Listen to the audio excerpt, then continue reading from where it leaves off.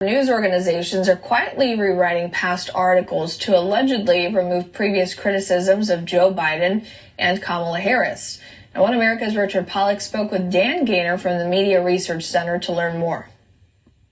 Newspapers from coast to coast are beginning to revise past articles that they've published. Do you have any sense about the breadth of this kind of change? I don't think it's even a new thing. It's just getting worse, particularly getting political. The worst example, Reason Magazine caught the Washington Post doing, which is where they modified a story that included an extremely embarrassing anecdote about Kamala Harris from 2019. They changed the links so that it takes you now to the news story, and they removed this article that basically made her look hateful and, like she doesn't care about prisoners.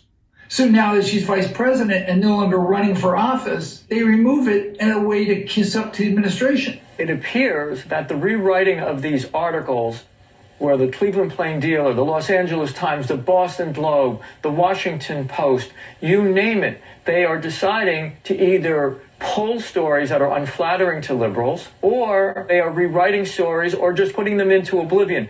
Are we seeing the rewriting of history by America's news organizations? Oh, absolutely. I mean, it's exactly what they did in the Soviet Union. The Washington Post media critic, Eric Wemple, decided to say that erasing a whole part of a profile of Kamala Harris was what he called a screw-up. Is this just merely a screw-up? One of the great things you tell about media bias is it's biased when you can't imagine them doing it for the other side.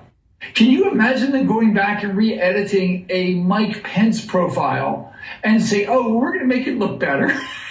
It's ludicrous. We're going to airbrush all inconvenient kinds of stories that are there? We don't know whether they do it one time or 100 times a day. I mean, they could do it infinitely. That's a very scary position to not know whether they're going to go back and rewrite history. We already see history professors doing that. And the whole 1619 project, which comes from the New York Times, is entirely designed to be a made-up, phony narrative of the United States, to pretend the United States was foundationally racist, even when history professors disputed it and said it was entirely bogus. What do you think about the fact that CBS decided to just parrot what Communist China said, that it's possible that the virus originated not in our country but elsewhere? What do you think about the integrity of CBS and even reporting that with any skepticism? I question the integrity of all the news organizations that have ties to China and treat China like it's a free country. ABC is ABC Disney, the same people who did the Mulan movie to cozy up to China. NBC is tied to China because they've done the Olympics there. They've got, I think, a theme park that they're building.